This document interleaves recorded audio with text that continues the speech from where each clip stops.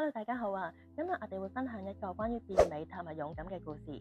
你知道嗎？依家有一種美甲唔使等2個鐘，磨壞手指甲15分鐘就可以變美啦，就係最 hit 嘅穿戴甲。今日我哋唔係淨係傾美甲，我哋會傾下背後嗰位最厲害嘅老闆。以前佢嘅工作係拎住粉筆面對學生，但係依家佢發展最專業嘅穿戴甲市場，而家已經有2間分店啦。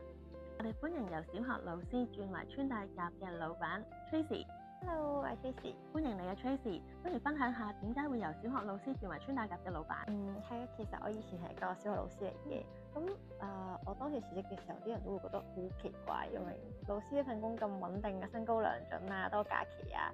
咁但係我都決定咗放棄嗰時做咗而家呢個穿戴甲 Rose 呢個品牌咯。咁我一直其實因為我都好中意整指甲嘅，但係因為做咗老師之後咧，因為專業嘅需要咧，咁學校有啲規則就唔俾整指甲啦。咁但係我自己週末又好想白靚靚，咁就接觸咗穿戴甲呢樣嘢啦。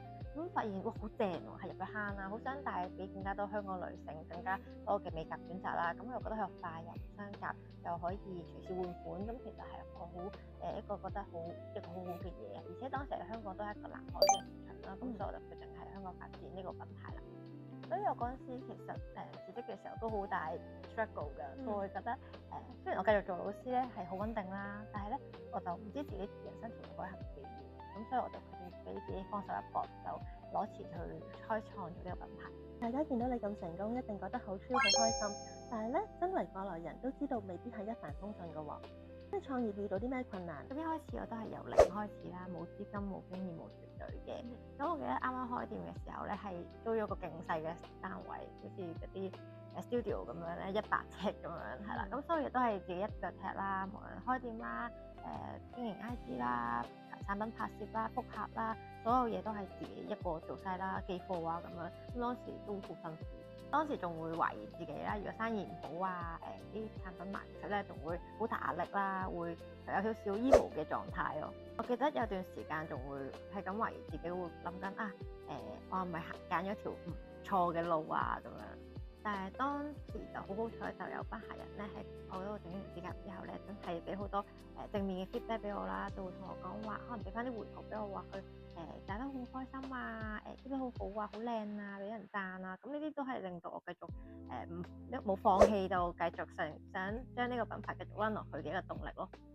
咁依家喺銅鑼灣同尖沙咀都有2間分店啦。咁當中你遇到困難嘅時候係點樣克服㗎？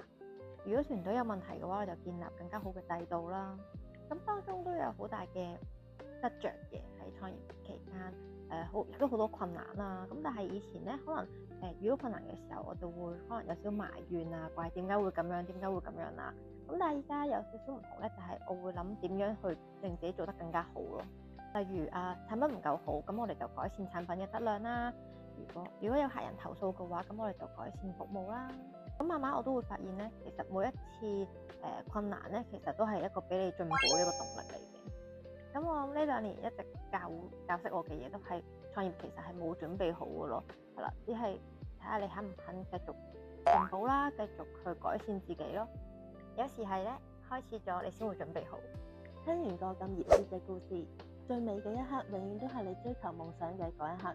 如果你都猶豫緊係咪創業或者追尋自己嘅夢想，希望今日嘅分享能俾到你動力。好啦，我哋下集見啦，拜拜。